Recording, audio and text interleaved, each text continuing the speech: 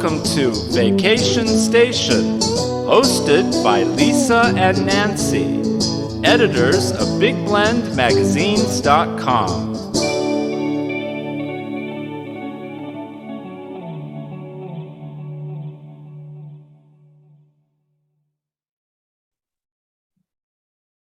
Hey everybody, welcome to Big Blend Radio's brand new third Friday Travel Writers Panel discussion with the International Food, Wine, Travel Writers Association.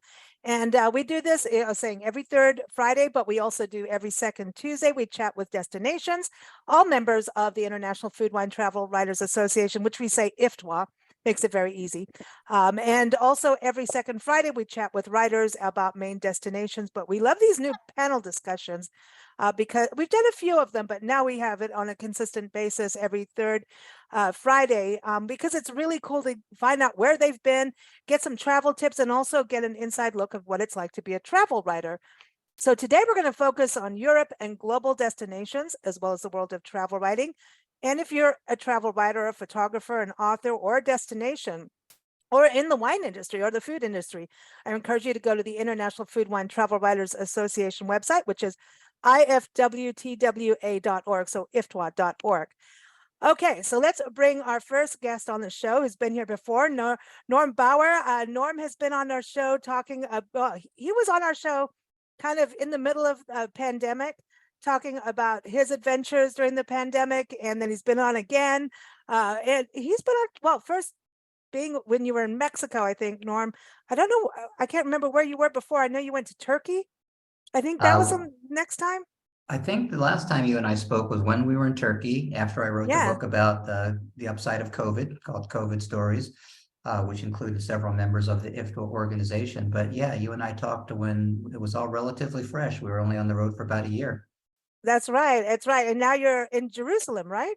We're in Jerusalem. This is country number 27 for us since we left almost exactly 4 years ago. It's been one hell of a ride, and we aren't planning on stopping anytime soon. Awesome. Awesome. And so you're on the road full time, and everyone, you can keep up with Norm's travels and his wife's travels. Go to travelyounger.com. And we're going to bring our next guest on too, Sharon-K-Kurtz. And you can go to Sharon-K-Kurtz, and that's Kurtz with a C, a K. So it's Sharon K and then another K, so Kurtz.com. And she's a travel writer and also a tour guide that she takes women on group tours. So welcome back to the show, Sharon. Thank you, Lisa. Hey, the last time you were on the show, we actually did a travel panel. And look now, we have one all the time. What did you do? Yeah, yes. I was at the beginning of the trend. Yes. That's it. You started. No, yeah, everyone got together. It was great, to kind of look at everyone's stories and also to collaborate. And then the first time you came on the show, you were talking about your adventures in Egypt during the pandemic. Yes, exactly. And now I'm going back in just 1 month. Wow, that's amazing. And so today you're home, right? Yes, home in Dallas, Texas. Well, so now we're going to go overseas, because we've been to Jerusalem, we've been to Texas. I'm in South Carolina today, in Seneca, on a lakefront. It's pretty beautiful. But we're going to go to New Zealand because we've got Diane joining us. It's her first time on our show, Diane Covington-Carter. She's an award-winning author. Just go to her website, DianeCovington-Carter.com. So welcome to the show, Diane. How are you? I'm good. Thank you. Greetings from greetings from the Southern Hemisphere. I know she didn't say down under, see? No, New Zealanders, Kiwis don't say down under. That's Australia. But yeah, it's Saturday morning here and bright and sunny. Oh, nice, nice. Yeah. So whereabouts are you in New Zealand?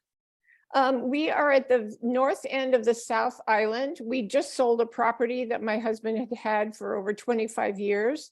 And so we're looking around to whether we want to buy something else. We're near Nelson, if you've been to Nelson. It's a lovely area, very sunny, lots of beautiful swimming. And it's a little village called Mapua.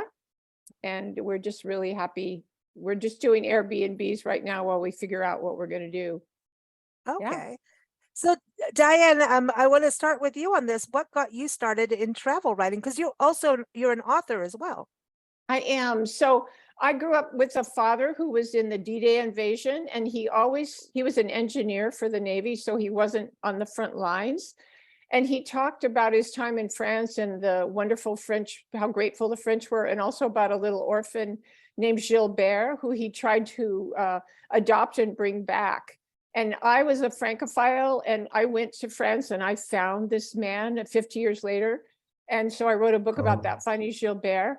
And that was really my entry into travel writing. Because I am a Francophile, I started writing a lot about France, and I was visiting Gilbert's family every year, and I still visit them. It'll be 30 years on the 80th, which is next year. And now there's 4 generations that know the story. So it's a very precious story to me. And that really got me on the road to travel writing. Yeah. Oh, that's awesome. Sharon, for you, what got you started? Was it the tours first, or was it the writing? It was the tours first. I had a life in Dallas. I have 2 kids and 3 dogs and a husband, and life is very busy. But when they flew the coop and I got to reassess, I realized how much I loved travel and wanted to get back to it. So I started leading tours for women. And then that led me all over the world and writing Facebook posts that everybody loved. And they said, you really have to be a writer, write for magazines. So I went to a travel writing workshop about 5 years ago. And this is where I am today, just step by step, slowly I found my feet, and I'm very happy with my travel writing life. I think that's really interesting that you say about doing posts, because you can't write a whole book when you do a social media post, and you need to get to the point, but also spark curiosity for people to go off on their own. So I think that's actually a really good first lesson for writing. It's good training, because you have to be to the point. You have to make it exciting, and those short little snippets kind of work their way into a slightly longer form. Very interesting. Yeah. So Norm, tell everybody how you got started, because you also are an author of books as well. My story goes back years, not decades. I'm kind of like fairly new to the international travel game. And what really brought it along was the fact that none of us is getting any younger. And in 2016, I was invited to speak in 3 different cities in Europe: Warsaw, Prague, and Amsterdam. And for all intent and purposes, it was my first time internationally, except for one very, very brief trip back in 1996, when my ex-wife and I chaperoned my stepdaughter's high school class. And when I saw the way people lived in Europe, I went, wow, they live life to enjoy it, not just to work. And I came back. I had been out of a divorce after 27 years for just a handful of years. And I said, I need to spend more time in Europe and see what that's like. And so I decided I was going to start dipping my toe into the river. And I met my now wife. And so I had a trip planned to Spain and to France at the beginning of 2018. And I invited her to go with me. And so we came over and realized that the quality of life was different. The cost of living was much different than California, where we were living. And we actually came back about 7 months later on a 6-week journey through Spain and Portugal, all the while asking ourselves, could we do this? Could we actually leave everything we had behind? We had no children. We had no real estate to sell. That had all been gone.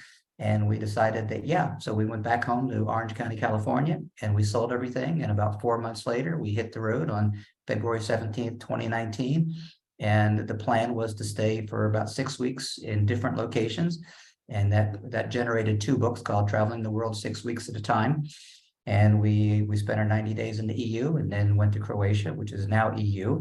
And we've been pretty much moving ever since, except for a 15-month stall in Mexico. And I'm 68, she's 70, and we try to travel like millennials because they're the ones who inspired me. And I'm a motorcycle rider, and she loves being on a motorcycle. So we rent motorcycles when we can. And we spent almost 3 months on a bike last August and September through Turkey and Greece. And this is the life we lead. And at the end of the year, we're going to be heading over to the Far East to check out that part of the world. Not looking for a second home per se, but looking for places to hang for maybe a lot longer than maybe 90 days, because we realize we can't do this forever. It's interesting. So this airs on February 17th on your anniversary date. Whoa. See, 4 years on this date, right? Yeah, I know we're recording this a week beforehand, which is great. But starting the world travels, Diane, obviously you're going between America, you've got New Zealand, you've got a little bit of Australia background too. So tell us a little bit about your global travels. What got that real start in like real travel, not just the writing, but obviously France, right? Yeah. But you've been to other countries too. Oh yeah, yeah. What if we were going to talk about spring today, I was going to talk about Switzerland because I was there last April, and it's kind of like Heidi and the Sound of Music, just beautiful. We went to one park that had, I think it was 140,000 tulips. That's what it was. It called a tulip festival in a little town called Morges, which is near Lausanne. And we went to all these castles and gardens, and it was just and I agree with Norm. I lived in France for 8 months in 2000. I called it my junior year abroad, 30 years late, and I wrote a book about it. And I loved living there because, Europeans, the l'art de vivre, they call it in France. They have the art of living. They don't live to work. They just live, and they enjoy. And Sundays, everything closes down, except in the morning, the bakeries are all open so that everybody can make their grand, meal together. And then they walk around with their big baby carriages. And, it's just, I loved it. I wouldn't have come back, but I had my first grandchild back at home that I'd met, briefly. And then she came and stayed with me for 10 days when my daughter and son-in-law went off to Italy for a second honeymoon. So I had her there for 10 days. So I was like, I don't want to live a continent away. But my heart really is in France. And I do speak French. I've kept it up all these years, starting in high school. And of course, with my French family over there now, Gilbert's family. Yeah. So I love to travel. Yeah. In France, I mean, would you say, because I know we're still in February, right? The romantic month. Would you say that it is a romantic city? Oh, yeah. One of the things I learned living there is the French are not Puritans. In America, we have a lot of puritanical stuff, and they do not, like they're just like the men and women, they're like kissing each other. And if you go into a store in France, the men go in the dressing room with their girlfriends, stuff like that just wouldn't happen in America. And of course, you can take your top off at the beach if you want, and nobody even looks, it's like no big deal. So they're just relaxed.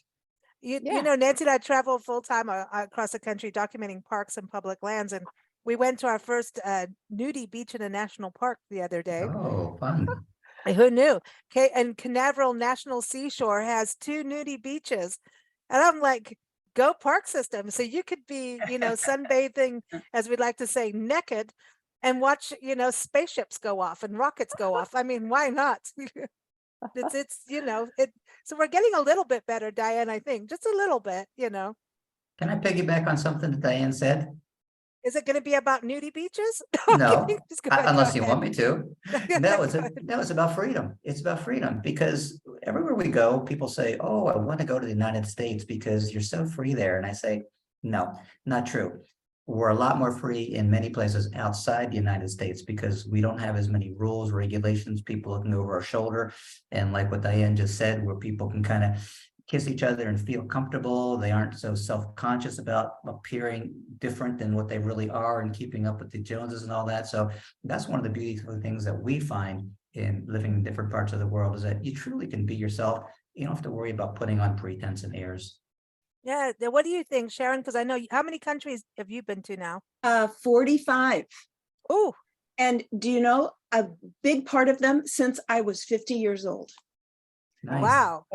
I traveled a little bit. And when I had kids, we went on family vacations. But once I had the opportunity, I was just gone. That's all I want to do is travel. And what about this sense of freedom?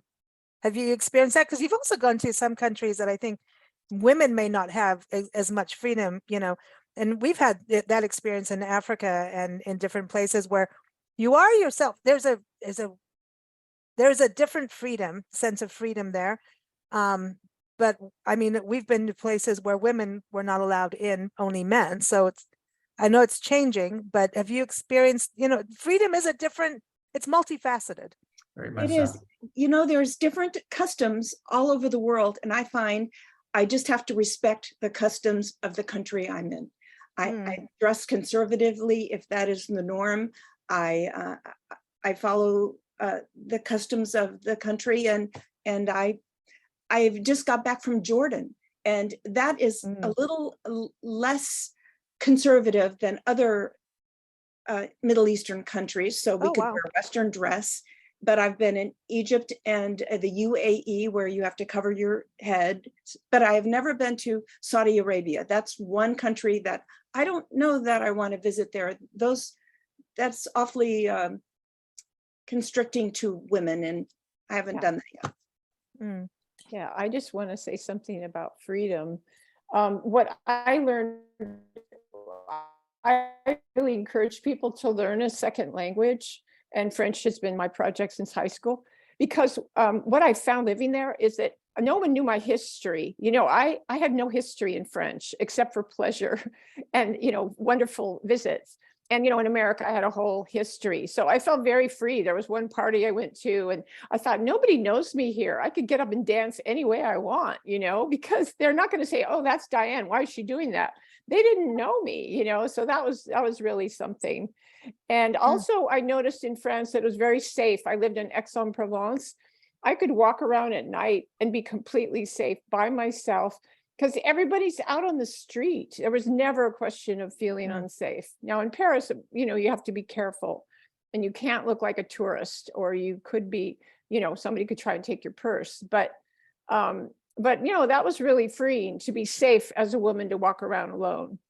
That's nice. That is nice. And there's certain areas, you know, I mean, even this country, you know, some areas you can be, some areas not. You just have to be aware of your situation. I think no matter what, you always have to have your eyes and ears open as best you can, no matter what. Because as women, we do, let's talk a little bit about global destinations, especially spring. I know, Diane, we were going to talk a bit about spring, but I know each of you have destinations you wanted to talk about. And Sharon, I want to start with you, because, you know, there's one thing about people going and traveling the world first time. And I think especially after the pandemic, a lot of people sat home and realized, you know, I've been tied up doing all this stuff that really means nothing compared to really living life and going out there and doing it. And I think Sharon and Norm, all of you, your stories are, you know, inspiring to go out and get her done, go do it. So Sharon, you wanted to talk about the Viking River cruises, which isn't that a good start for people traveling? It is a great starter to a European destination, because you're on this. I took the Rhine River cruise. We started in Basel, Switzerland, went to Amsterdam, and had 8 stops along the way. And it's a beautiful ship. Very intimate though, only about 150 guests and 60 crew.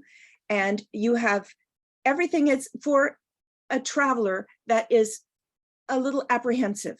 I don't know what to do. I don't know how to buy, you know, tickets. You go on the ship and everything is included. Wonderful dining opportunities, included off the ship experience every day. And it was marvelous. So I would say that is a great way to explore Europe for the first time.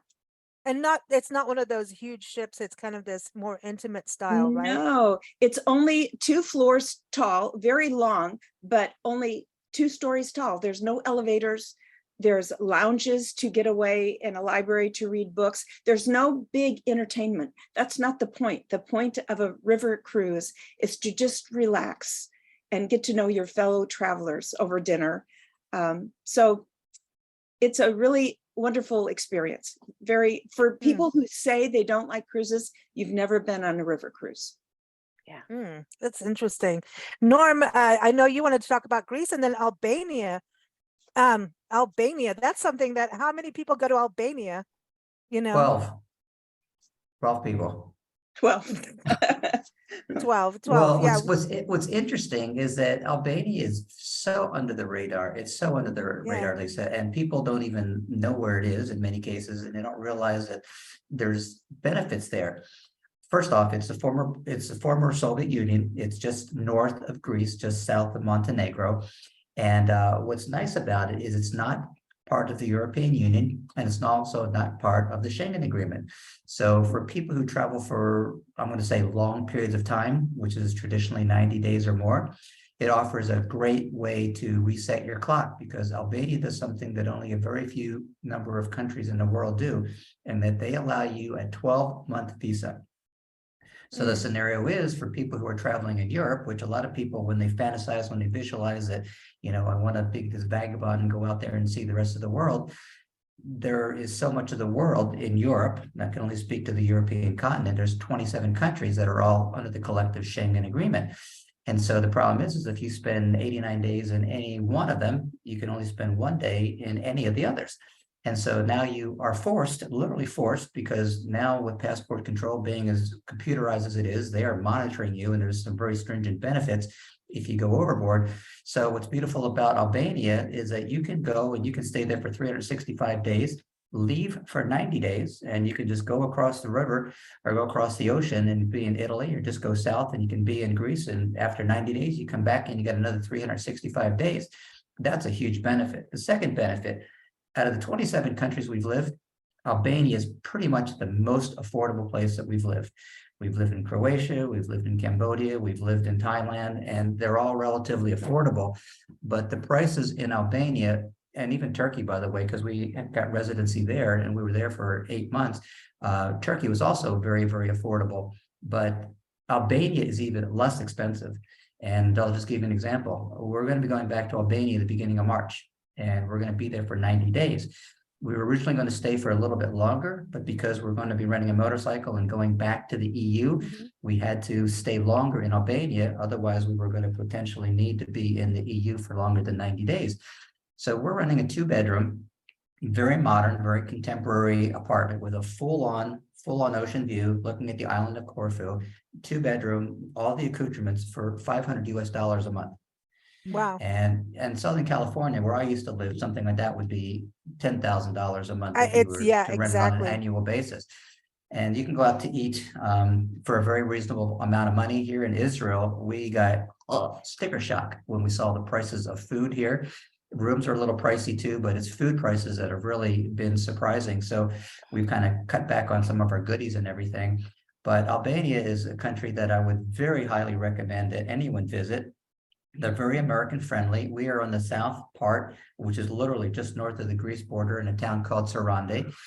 And it's a part of what they call the Balkan Riviera. And it's got beautiful beaches, and it's got beautiful mountains, and it's got really nice people, and also a fairly striving expat community, which whenever we go places, we try to connect with the Facebook groups, the expat communities, and they have been extraordinarily helpful about answering questions, helping us get acclimated. There's a hiking group, which I participated in before I left for Israel here, and I will again. And so I have very, very high marks on Albania. And prior to getting to Albania, we spent 90 days in Greece, touring northern Greece with one of our fellow associates within IFWTWA. Her name is Sofia Borgnazzi. And she actually connected me with 15 different regional tourism agencies in the northern part of Greece. And my wife and I got to visit 15 different cities and different regions over a 31-day period on our motorcycle, and walked in the footsteps of Alexander the Great and Peter the Apostle and Aristotle, and it was just absolutely breathtaking. And so I've become a huge proponent of making sure that people know that Greece is more than Athens and more than Santorini, even though it's a beautiful reproduction of Santorini behind you that is now in South Carolina, I'm sure, right, Lisa? Yes, it is. I was waterfront. Hey, we were talking about Europe, so I thought, hey, why not? Listen, I want some sunshine, you know. I know I've got a little bit of a cold here, so I apologize for coughing and sniffling here a bit, but I want that sunshine. And I think one thing too, you know, you were talking about Switzerland, Diane. So that you've got flower power, but you stayed at like a beautiful, beautiful hotel too. Very historic. If people go to my website, I wrote an article that's in a publication called Wine, Dine, and Travel. And I said, give yourself, you know, indulge your inner royal. And it was a 6-day itinerary where you stay at the Beau Rivage Palace Hotel, which is a 5-star hotel. And of course, it has a spa and an amazing Michelin 2-star restaurant. And then you take day trips on the train. You can do this all without a car. The train from Geneva, and then you take the train to Morges and do castles and gardens, and the train to Nyon and do castles and gardens. And you take the ferry to Montreux. And then on the way back, you stop through this Lavaux vineyards and wine taste. So there's just a whole lot to do there. And again, as Americans, what we don't realize, because we're stuck in our cars, is that in Europe, the trains are amazing. You know, Really? I mean, we went from Paris to Amsterdam in 3.5 hours, and you can get from Paris to Marseille in 3 hours. And that's like a distance of San Francisco to San Diego, you know. And so if you do go, I recommend people try to use the trains, you know, and especially in Switzerland, they're on time. There was one time that it was like 2 minutes late, and on the little billboard, they said, it's coming in from Italy late, you know, like the Swiss did not want to be blamed for the train being late, which I thought was hysterical. So, yeah, I mean, you know, you can stay in a castle. I mean, who gets to stay in a castle, right? And I'm going to Ireland in April, another beautiful spring, you know, place. And I'm going to a travel writers conference, and we're staying again in the Ashford Lodge, which is part of Ashford Castle near Galway. So that's going to be another amazing experience. And I'm really looking forward to that. You know, those historic places, really, you know, I think we don't understand history as much until you start going to these historic sites. Yeah. And when you can stay in them.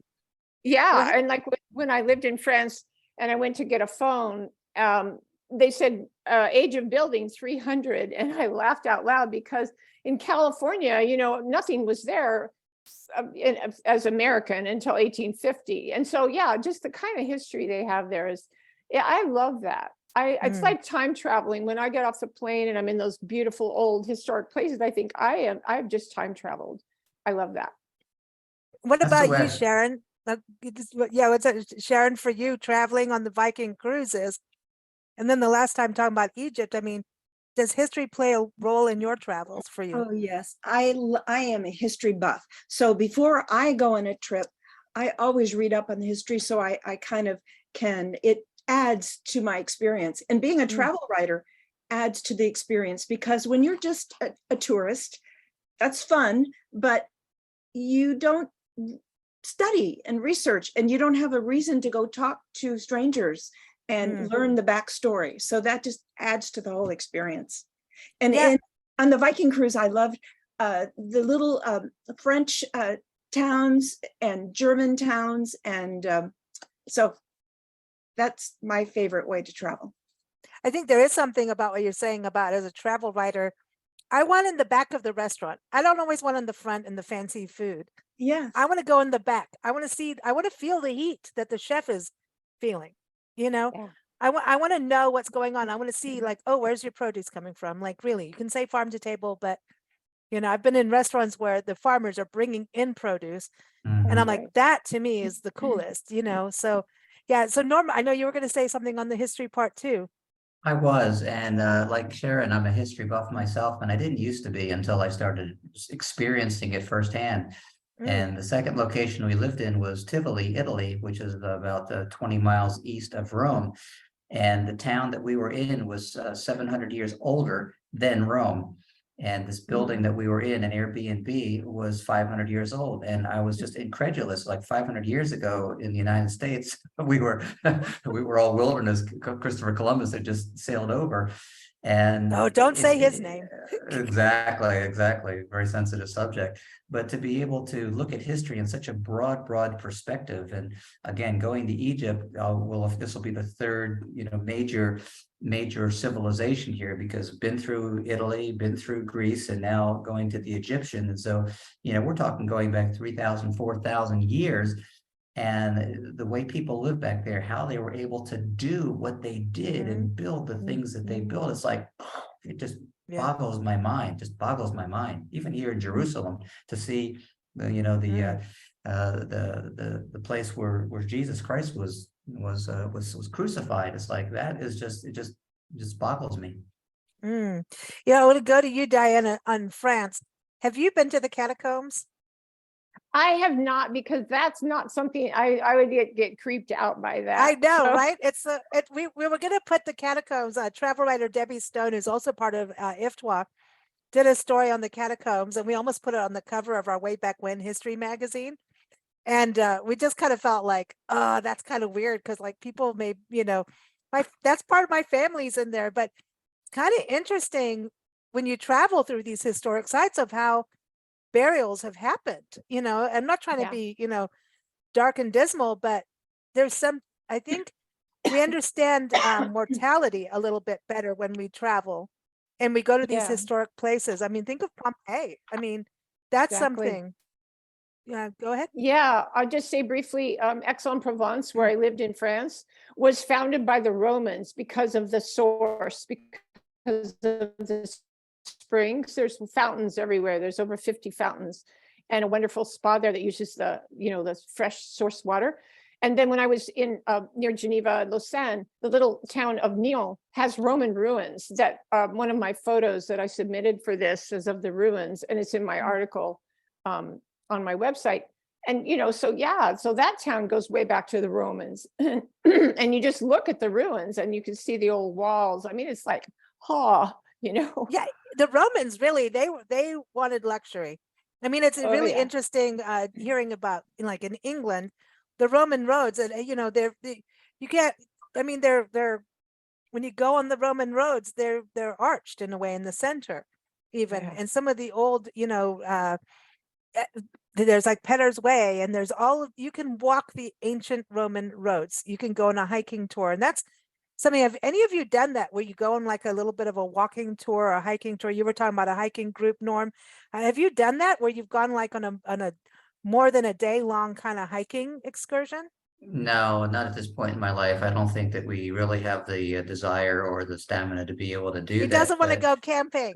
No. I've been there, done that, and now I sleep on a mattress. But I do want to address Roman roads, because what's interesting is that there's actually been a lot of feeds lately talking about the stability and the longevity of the Roman roads. Now, 2,000 years later, they are in so much better condition than the roads that they make today that have potholes within a couple of weeks or a couple of months. What do you mean afterwards. just potholes? Sinkholes. Sinkholes too. I mean, when we were going, when we entered Greece, we entered through Turkey, and one of the things that Sophia, our associate there, wanted us to do was to ride along what they called the Via Engata, which was the first super highway, and it extended all the way from Istanbul all the way over to Albania. And it was the original road that the Romans built. And for the most part, Highway 1, A1 over there in Greece kind of follows that same road. So when we were traversing that road, it's like, wow, we are basically following in the footsteps of the Roman legion from 2,000 years ago. And a lot of the times you could see the roads still, below you. It's just mind-boggling. I want to go to Sharon here, because we're talking about Roman roads, but then let's go to Egypt. You were on before talking about, you had this personal tour during the pandemic, and you got to see, you had your date with King Tut. You had, this amazing experience, very personalized, because no one was out, but, going out in these areas, I mean, even like place like Jordan, you're on a camel. How do these kids, I mean, that's not a royal road, but it's a pathway and they all know where they're going. But when you get on a camel, how do you know in these desert, like, that's different. We stayed in Wadi Rum in Jordan in a bubble tent so we could see the stars at night. And we got up at 5 a.m, and there was a Bedouin dressed in full Bedouin clothing with a string of camels for 4 travel riders. And we just took off into the desert. There are no roads. He knows where he's going, but we went into the desert until the sun started to come up, got off of our camels, and the Bedouins built a fire for us out of little sticks they found and brewed tea, and we had tea and biscuits at sunrise. So that's crazy. Like, isn't that something you pinch yourself about? Yes. And then you talk about Roman roads. We went to Jerash in Jordan. That is with the most preserved Roman ruins, I think, in the world, one of them. And the streets that the Romans built still had manhole cupboards and sewers under the streets. that they got the water to go through, and it was just amazing to see the ingenuity that they did, that those roads are still viable today. Mhm. You know what? I fell through a manhole in Mexico. Mhm. That's, Yep. that's Oh. pretty good. No, I did. We were in Alcadones, and I was recording everybody coming up with their commercials. You know, that happens in Mexico, all the bartering and come on, come get tequila here, come do this, come do that. And I was recording it for a podcast or something. And while I was doing that, I stood on a manhole that wasn't completely closed, the manhole cover, and I almost went down completely into the sewer. Oh, And God. and I luckily my recorder went flying and everything went flying. Got myself on like my elbows had me hanging there. It is not easy, and I'm a tall person. I'm not exactly the most petite, tiny little girl. And all these people came and lifted me up, shirt included, by the way. Like everybody saw everything. I'm like, hello, Mexico, you know, and got me out, and I was just scraped up. But that's when Nancy stood, and she was like, oh my God, you almost ended up in the sewers in Mexico. And after that, I did go and have a margarita. And you Or deserve two. I would have had yeah, two. totally. I of course I did. But you know, but they came and we went into, I think we were one of the dental offices or whatever, came helped clean me up, and everybody, I mean, there's something about, you know, countries that welcome visitors in and want you to have a good time. And then this guy came and covered the cart with his little the manhole with his cart and made sure nobody else would do it. Like they came and fixed it. And you know, other people are going, oh, you should sue someone. The American friends, you need to sue somebody. I'm like, Yeah, dude, I wasn't no. looking where I was walking. I was too Yeah. busy playing, let me record what people are saying and doing, which is part of my job. But I did not look where I put my foot. It's me that went down the manhole, and that's that. But people wanted to sue me to sue people. I'm like, no, but and it could have. I mean, I don't know what would have happened if I really went down. I could have ended up in a black hole. But you know, so but that's interesting. Yeah. I have something to say on that topic, which I learned having visited France. I figure I've been to Paris 35 times. Oh, and wow. there's something in France called the Good Samaritan, where they really take care of people if they see that you're in trouble. And, you know, I know a lot of people think that Parisians are rude, but what I've learned living in France in French is that they have a much more, they're more polite. Like if you get next to somebody in the supermarket, you have to say, oh, pardon, you know. And I remember a little 4-year-old ran in front of me and he goes, oh, pardon. And I thought, oh my God, that's adorable. And Americans will go into some store in France and you always have to say, bonjour, madame, you know, and really make eye contact, but we're not used to that. So you go in and you just start yelling, you know, talking to each other in English, and you don't acknowledge the store owner and they think you're rude. So maybe they are rude, but you're rude first. So yeah, the ugly yeah. American tourist. I And then agree. the other don't wanna thing be is that. I've had people rescue me more than, you know, many times when I'm on the wrong train or the wrong metro, you know, because the metro is confusing. And they're just so kind. They're so kind. I mean, they really try and help you if they think you're in trouble. So We Yeah, have found that on the- everywhere. Yeah, and the Good Samaritan, they have that in Mexico too. And we used to live south of Ensenada. And you go down a toll road, and it's one of the most, it's like part of, it's like if you went south of 101 from San Diego. And it's the most beautiful drive. But if something happens, you're covered, you pay, you know, they come, the Green Angels or the Samaritans come and help you. I mean, I did get rear-ended in a toll booth and no one helped me. I got rear-ended in Mexico more times than I ever want to know about. And it's just like, and then you try to do something and they bail and they're like, I'm like, oh, okay. And they're going to go, here's your 10 pesos. I'm like, all right, whatever. That's just the way it is. You know what I mean? So it's Yeah. kind of like, we've got to you can't take your country into another country and make anybody Exactly. change. And I think that's the beauty of travel. So on that, let's talk about some travel tips, especially for first-time travelers. So Norm, let's start with you. A tip for someone first-time traveling, what tip would you give to somebody? Oh, I think probably one of the biggest things that people do that they don't need to is they overpack.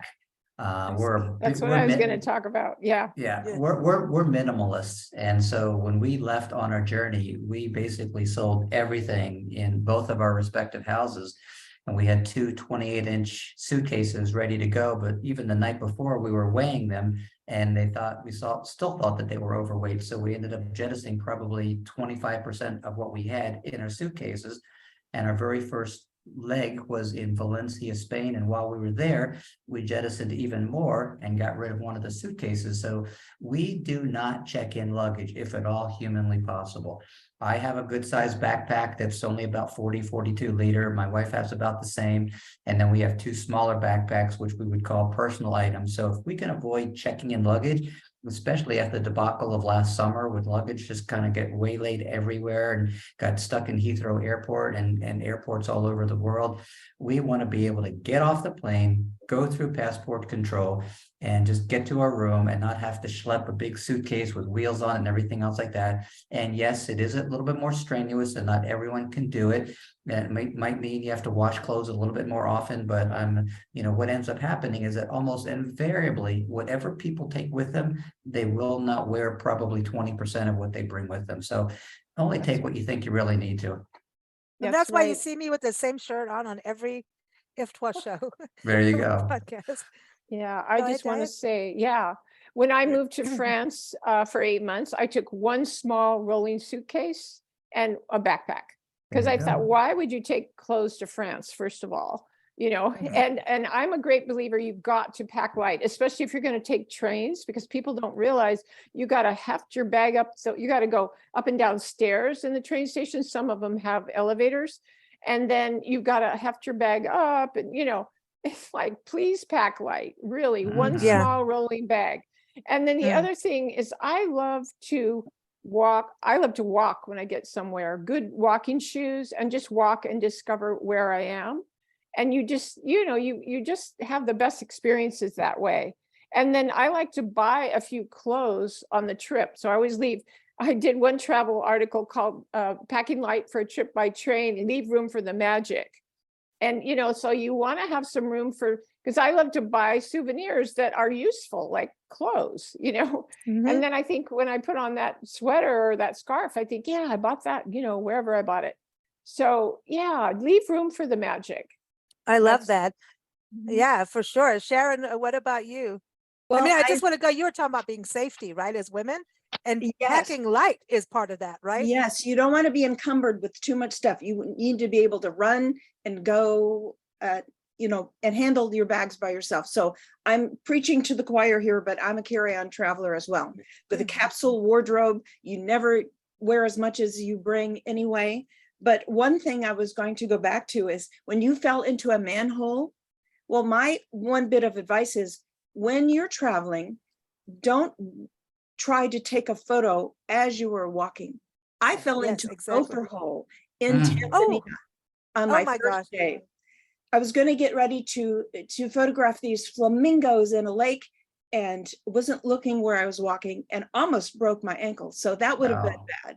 So that's my one bit of advice. Don't walk and shoot pictures at the same time. Do one or the other. It's totally true. And because, and get insurance, travel insurance and medical insurance internationally too, because that's the other thing. You break your ankle or, you end up down the sewer in Mexico, and I could have ended up in Tijuana. Who knows? So you go through that, and you need to be able to handle whatever medical thing in that country. That's a really peace of mind for myself and my husband at home. Insist I have an annual medical policy as well as evacuation insurance.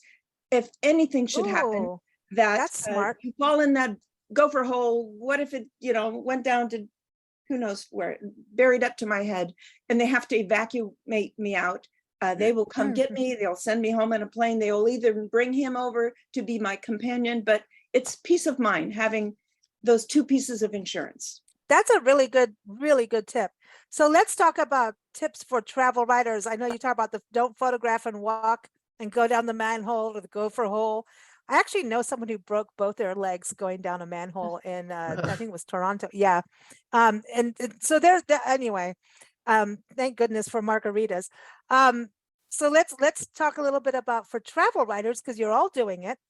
And there is also, there's a thing of, hey, you're doing all this, and then you get somewhere, you get to the point of, oh, I'm going to write this story, and half your notes are gone, or, oh my gosh, how do I reclaim all that? So let's talk about the actual writing experience. Let's start with you, Norm. Any tips for people out there on the writing part? Because yeah, it's actually, we could do all the traveling, but to actually put pen and paper, sometimes it's like, oh, I've got a block against doing this or that. So any tips for folks? It's a good question. I'm a journalist as far as the journaling, not as a journalist as a career. And even when I was younger, I started keeping a journal from the time I was 26 till the time I got rid of them all when we left the United States. So I kind of keep track of the day-to-day things. So I know that it's already in my mind. Like, for instance, I try to post on Facebook on my personal blog, just the day-to-day things. And then collectively, I group them up and I put them into my Travel Younger website, which is kind of the collective.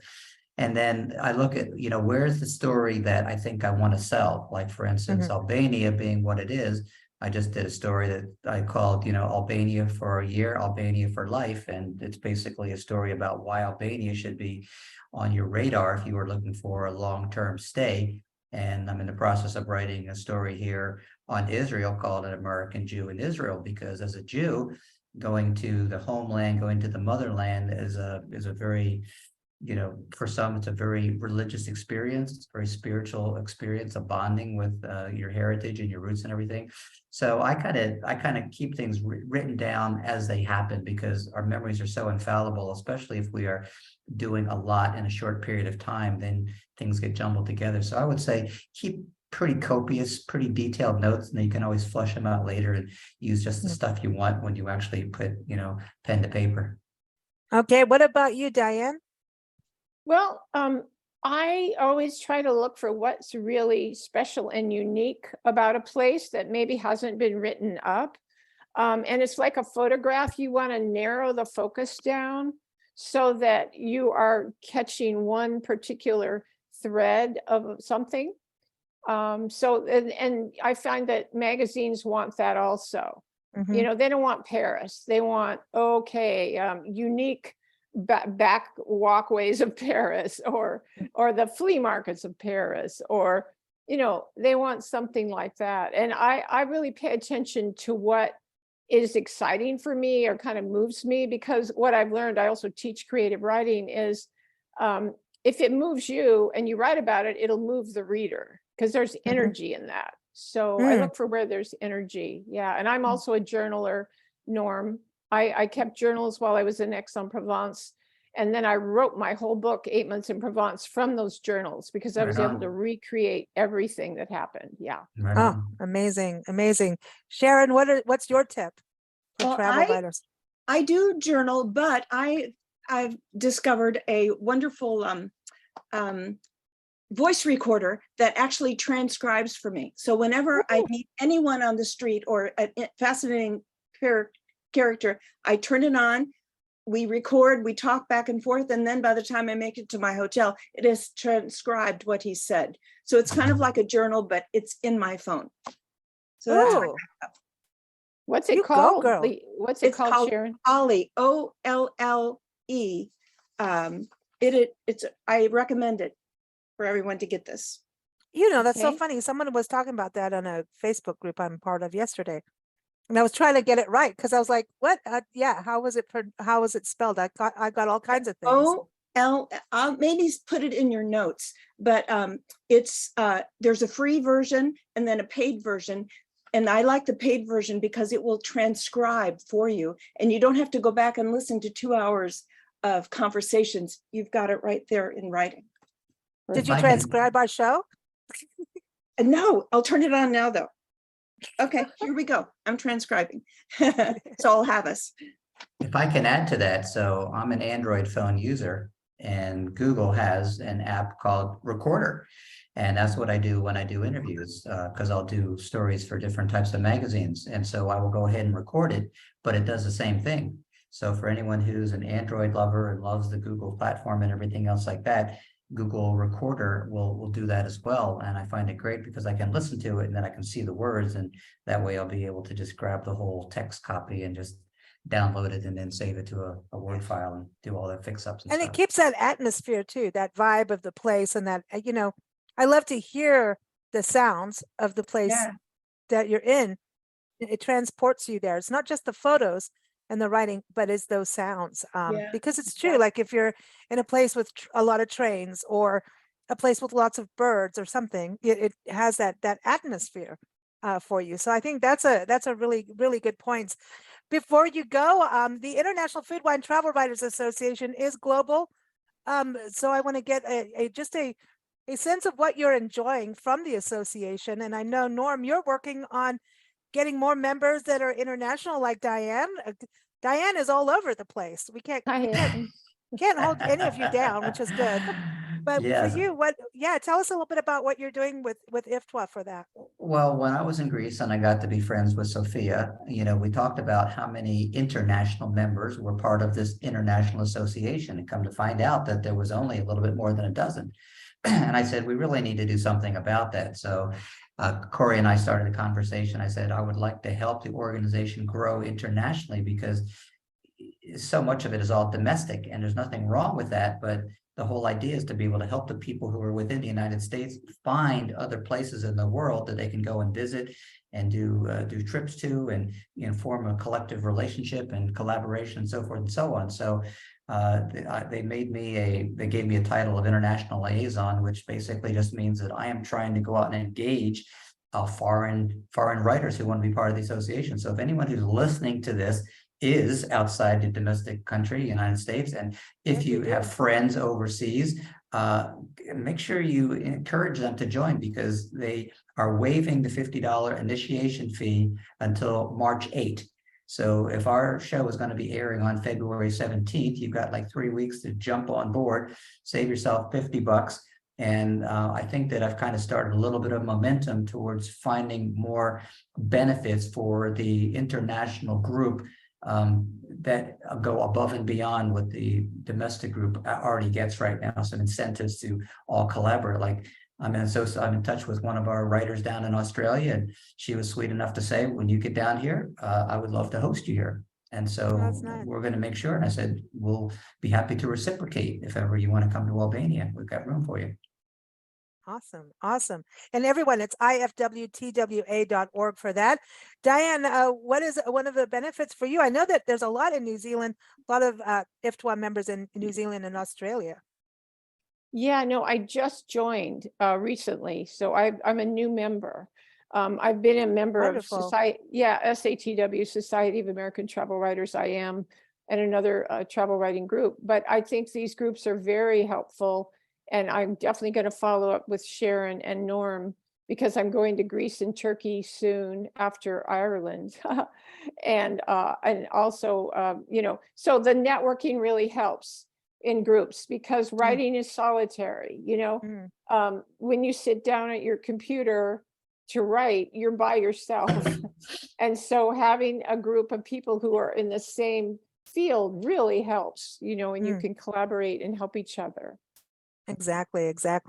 Sharon, for you, what's one of the benefits? One of the most recent for me is IFWTWA has media trips for members. And I was just lucky enough to be invited to Jordan just 2 months ago as one of the 8 members that were invited to visit Jordan. We saw the whole country. It was an amazing experience. And we're one of the few professional development organizations for writers that offer media trips.